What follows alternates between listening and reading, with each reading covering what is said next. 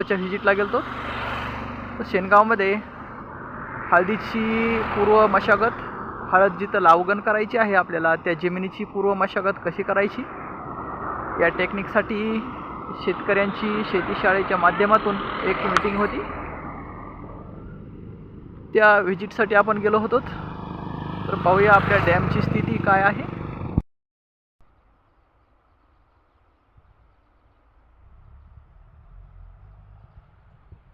या ब्रिजचं काम चालू आहे.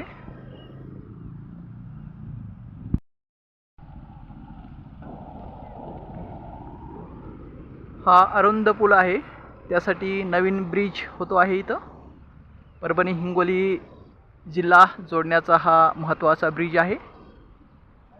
परभणी आणि हिंगोली मराठवाड्यातील 2 जिल्हे जोडण्याचा हा महत्त्वाचा ब्रिज आहे.